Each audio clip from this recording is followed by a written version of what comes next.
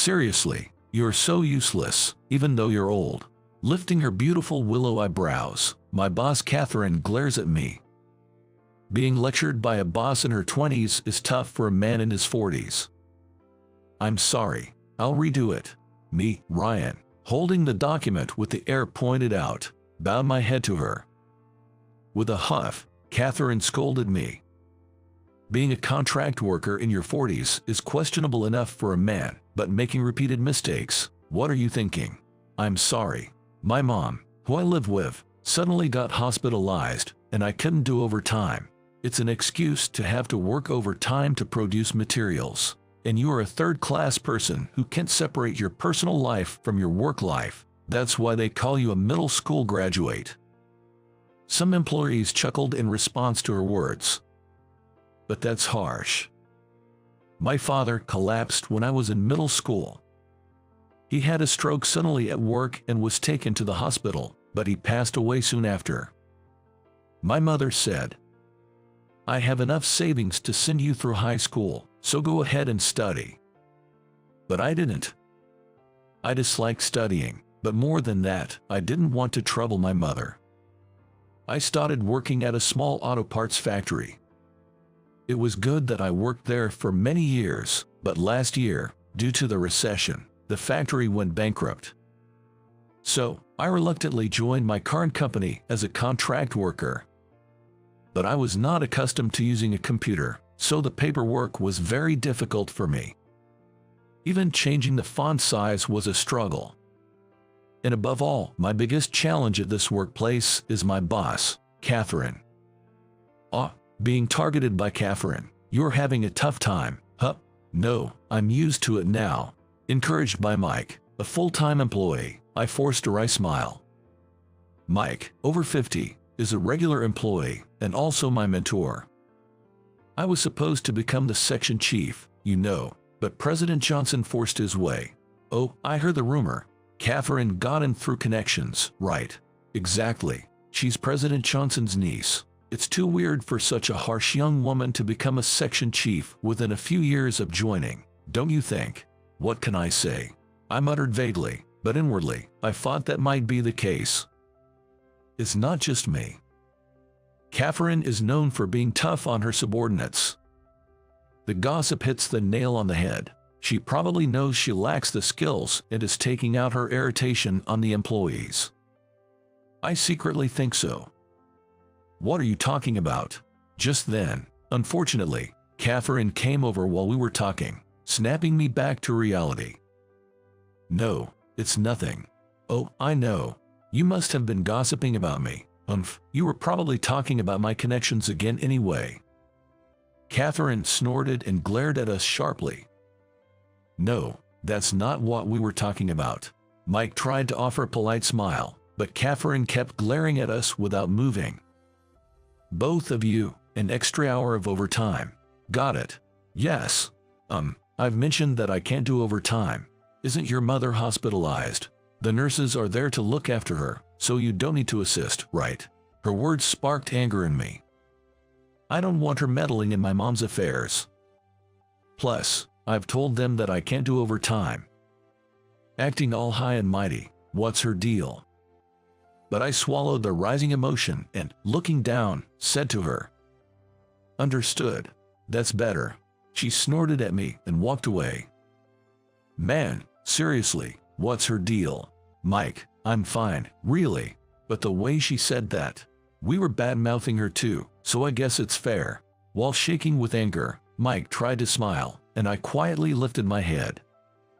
That's right. I can't let myself be beaten by the bullying of such a young girl. I can't quit my job now, not just for my mom. My mom had collapsed a few months ago.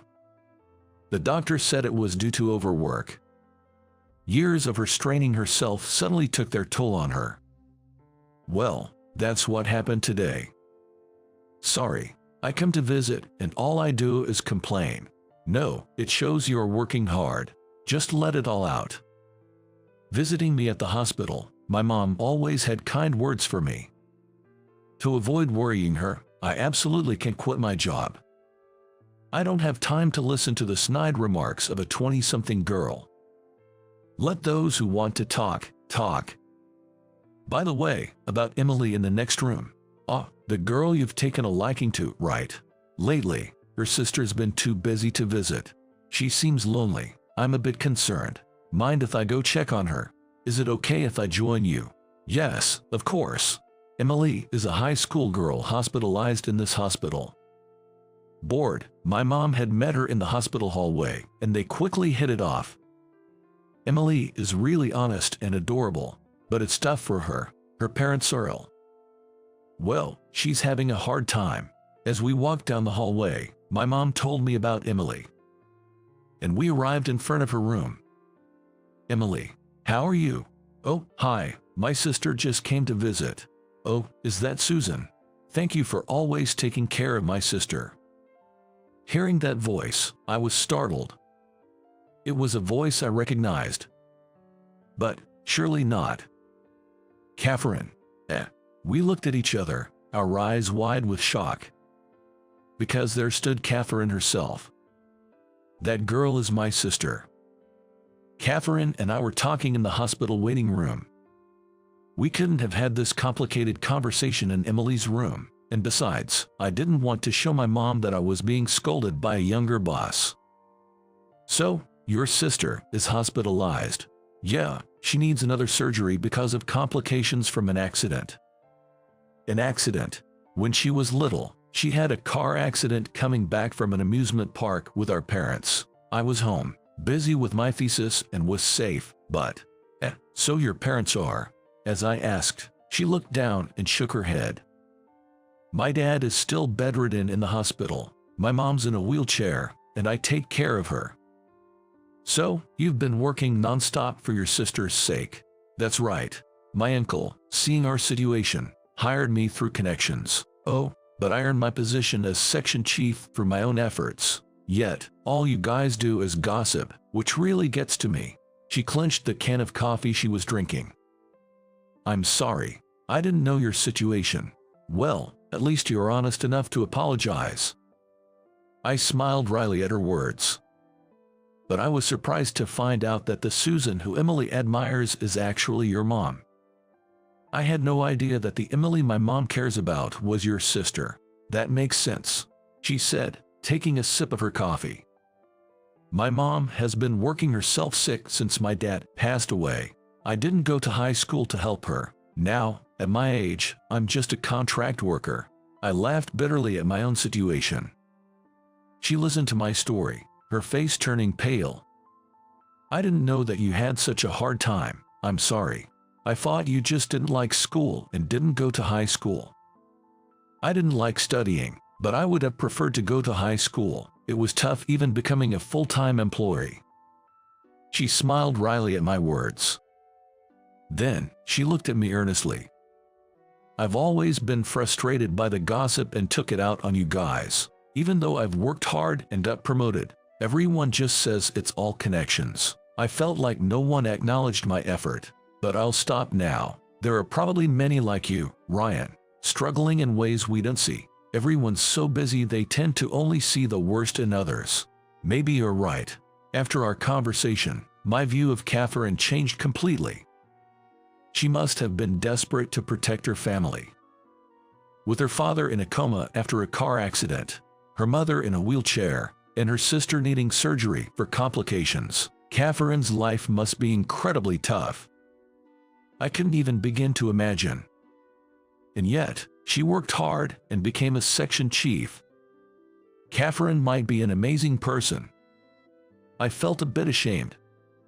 I hadn't been doing overtime because of my mom's illness, relying on being a contract worker, maybe even avoiding working hard. She must have been tirelessly pushing forward despite her difficulties.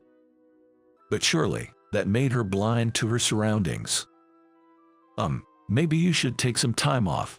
That's not an option. It would trouble my uncle. He hired me out of kindness. She would eat lunch at her desk without leaving, working while eating, staying late at the office every day, always busy. No, maybe Mr. Johnson wants you to rely on him a bit more. Why do you say that? Since I'm closer in age to Mr. Johnson, if I were him, I'd want you to depend on me more. I shared my thoughts. Then she cheerfully said, you know, advice from someone older does carry a different weight. Ah, you're back to your usual self, Catherine. Oh, really? Was I off before? Yes, you seemed down earlier. Well, I was upset with myself for blaming someone in the same situation. It's understandable I'd feel that way. She smiled sadly at my words. But you've reflected on it now, right? If only reflection could make everything okay. Don't worry, being aware of oneself is important, I said, smiling at her. Somehow, that makes sense to me. Just the wisdom of life experience. We looked at each other and laughed. I had always thought of her as overly assertive and tough, but maybe a woman needs to be that clear-cut to grab a position in her 20s. And perhaps that stubbornness was necessary to overcome her difficult life. From that day on, Catherine changed remarkably. In what way, you ask? Hey Ryan, there's a mistake in this document. I'm sorry. I've corrected it for you, so be careful next time. Thank you. While she still pointed out mistakes firmly, she began to offer subtle support. Man, what's up with Catherine lately? Mike asked me, looking concerned. Who knows, something must have happened, I said, smiling at him. And there was a change in me too. Hey, have you thought about attending an online university? But I haven't studied for over 20 years. That's exactly why you should do it. It's never too late to start. You're right. Thank you for the advice. Each time I visited my mom's hospital, I ended up talking with Catherine, who was visiting her sister Emily. I took your advice and leaned on my uncle a bit, and he said I could use my paid leave next week. That's great to hear, and I'm a bit happy you took my advice, Catherine. Don't get it twisted. I only listened because you're more experienced in life. Is that so? I said with a wry smile, finding her suddenly resembling a normal girl in her 20s. At that time, I couldn't imagine she would become my life partner. Hey, about tomorrow, after dropping off Mom at the daycare, could you deliver some pajamas to my dad's hospital? Sure, I'll do that, and I'll pick up Emily from her part-time job too. Thanks. Then I'll go get mother-in-law's medication.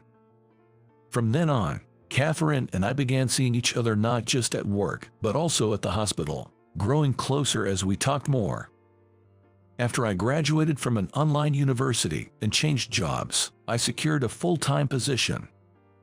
Last year, we bought a house and now live together with her sister. My mom was thrilled to suddenly have 2 daughters. Catherine has become much calmer now, with a kinder smile. Sometimes I miss her old fiery spirit. Next year, we're going to have our wedding. No longer just a boss and subordinate, but husband and wife. I'm determined to make her happy for life, and today, like every day, I'm enjoying our busy life together.